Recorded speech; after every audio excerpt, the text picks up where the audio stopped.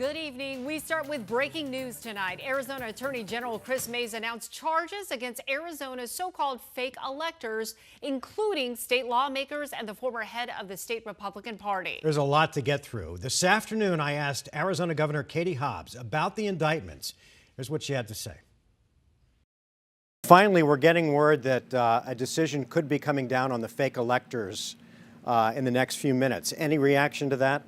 Since the 2020 election, when I was Secretary of State, I have continued to say that anyone involved with election interference, with trying to overturn the will of the voters, should be held accountable. This is one more step in that, and I'm glad to see it.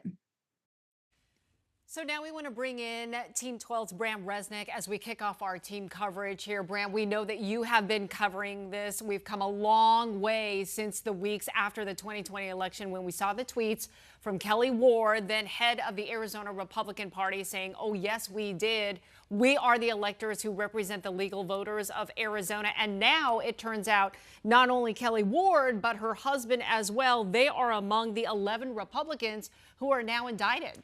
Yeah, Tran, let's go back to the beginning and remind folks what happened. So let's go back to December 2020, and the Trump team hatched a plan in battleground states, 7 battleground states, including Arizona, to come up with these slates of so-called fake electors who would say, we are the actual electors in the given state. So those 11 folks signed documents that said they were the actual electors, not the Biden electors, because Joe Biden won the state. They sent that document to Congress along with 6 other states. It was supposed to be read by Mike Pence, Vice President Mike Pence, when the electors were counted on January 6th. That never happened. The whole project fell apart, but the goal of the project ultimately was to disenfranchise millions of voters in those 7 states and make Donald Trump the president. That's what Chris Mays is investigating here, and the result is a bombshell of an indictment. All 11 electors indicted on 9 felony charges. That is huge. She also indicted 7 members of the Trump campaign team, including Rudy Giuliani, his lawyer, Mark Meadows, his chief of staff. This is a sweeping indictment.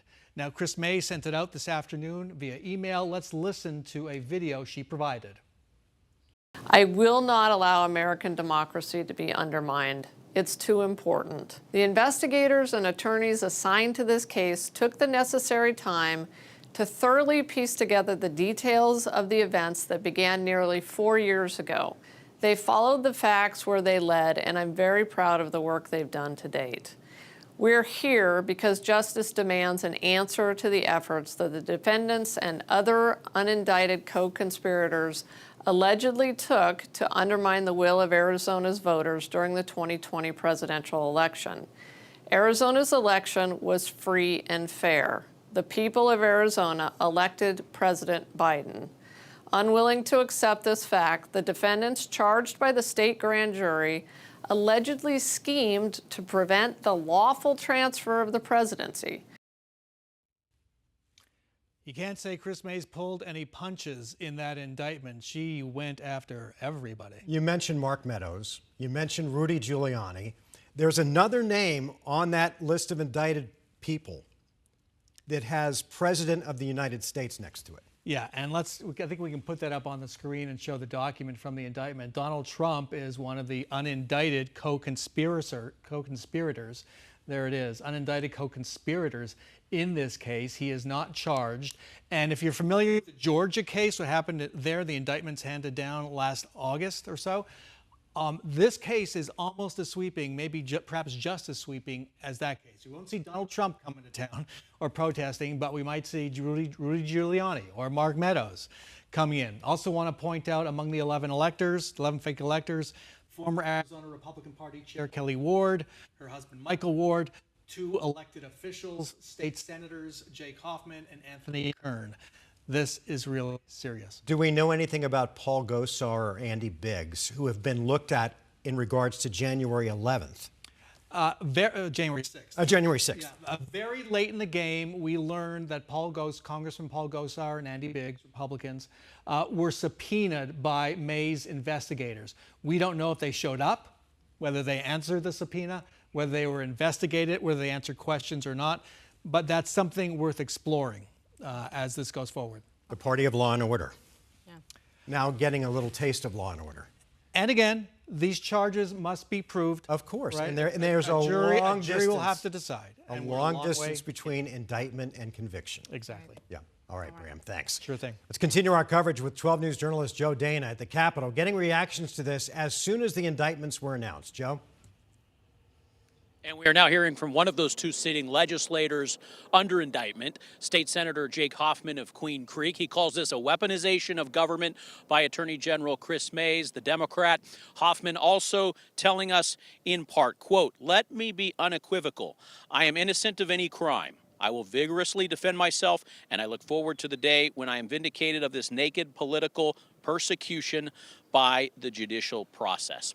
And back out here at the Capitol grounds, we've also heard from two Democratic legislators serving on the House Election Committee, Representative Cesar Aguilar saying, quote, "Our elections are fair, safe, and secure. Glad to finally see Arizona prosecutors go after the folks using their power to overthrow the will of voters." And Representative Laura Tarek saying, quote, "I support Attorney General Mays and the work of the grand jury to uphold democracy. Any attempt to subvert the will of the voters should face consequences." Keep in mind, such strong opinions about this indictment on both sides. All of these legislative leaders, their colleagues. This could make for some interesting interactions among them in the days and weeks to come. For now, back to you. And perhaps longer. Likely longer. Likely longer, but this is a whole. Chris Mays told reporters she was mindful of the fact, and by the way, Chris Mays is a Democrat, in case you don't know that. She was mindful of an election coming up and wanted to get this out there before the election really began.